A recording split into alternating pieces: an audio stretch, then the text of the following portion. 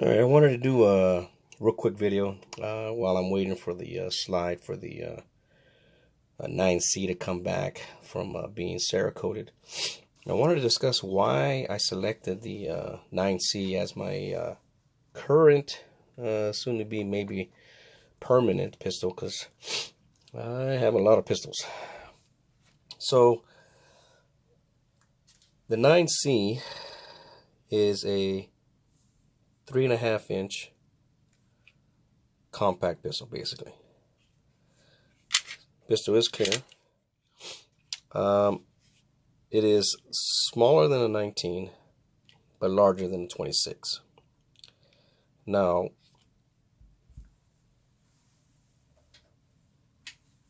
I have a 19, which is a Gen 2, and I want to say that I've probably had it for a majority of maybe 20 years, I believe. I remember purchasing it used, and I don't remember quite exactly how much I paid for it, but let's just say $500. I didn't really shoot it that much. I think I probably just bought it on a whim because I found it probably at a pawn shop, or I bought it from somebody else. I can't recall exactly where I got it from.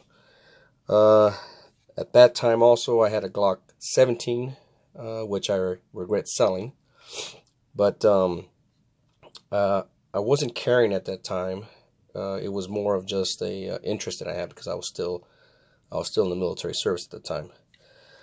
Since then, I added these Hawthorne sights to it probably about 5 years ago, when I decided to carry it as a personal defense weapon for concealed carry. And then I started also using this one for competition. Okay.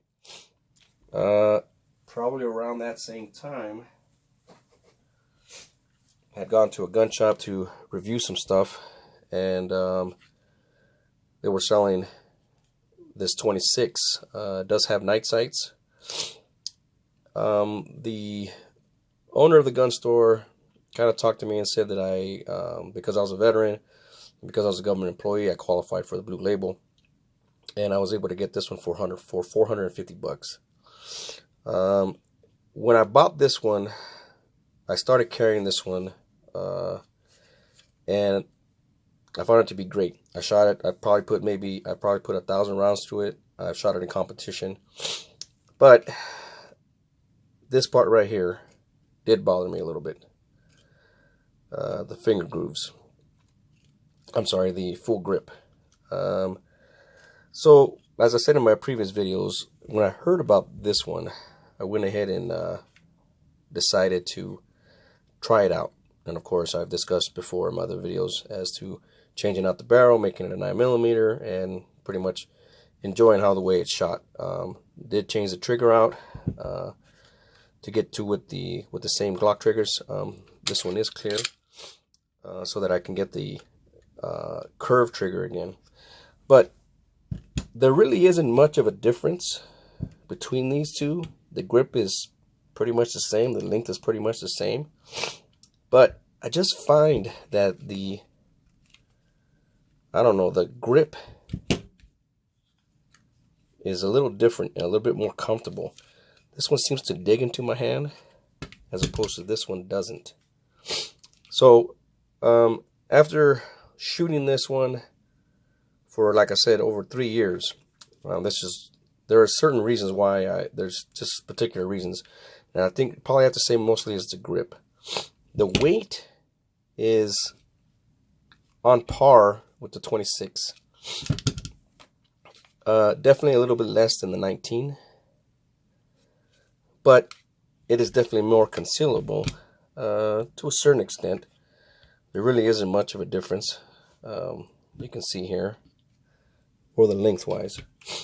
When the 2.0 M&Ps came out, they were the size of the 19. I thought about it, but then I changed my mind. I just, you know what, I've already enjoyed this pistol for almost 3 years, and I don't see any reason why I would change. Now, as far as these pistols go, they'll probably get just put away. and used occasionally, heirloomed to one of my sons over the next couple of years. You know, should anything happen to me. But of course, they will still be used. They will still be utilized. Now, the funny thing about it is that before I had bought the 26,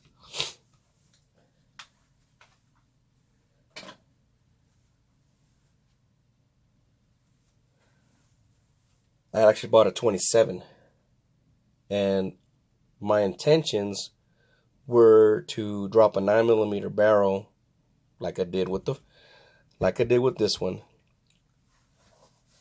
on the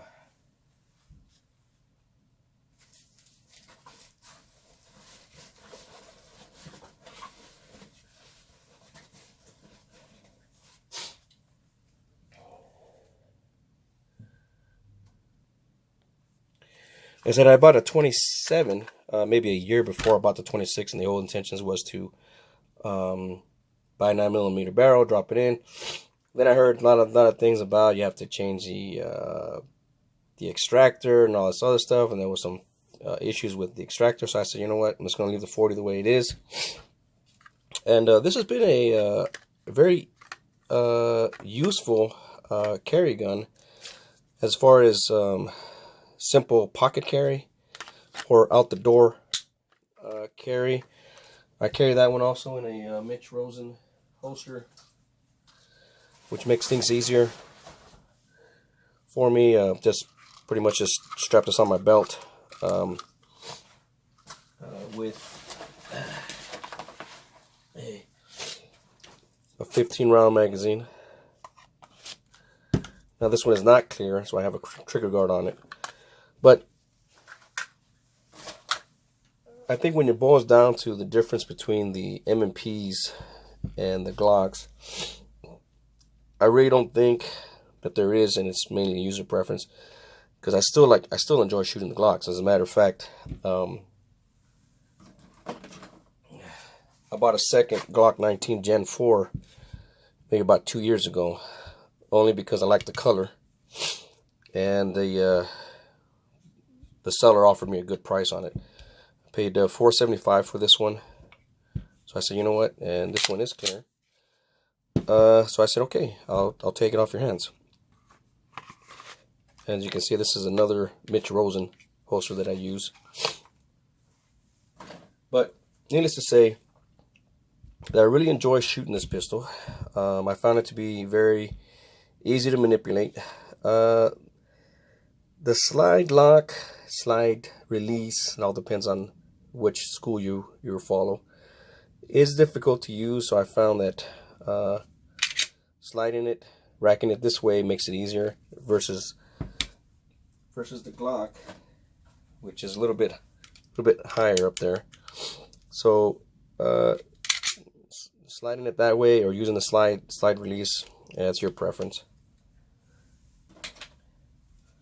But I think that once I get the slide back, I'll be carrying this more often, and I'm gonna do a follow-up video on this as far as carry gear for this particular pistol. If you watch some of my other videos, I've discussed an alternative carry method that I have developed for most of my carry pistols, and that I'm going to be using for this particular pistol. Of course, if you have any comments, I doubt you have any questions. I'm not any kind of expert. I'm just a regular guy. But thank you for watching. Appreciate it. Thank you.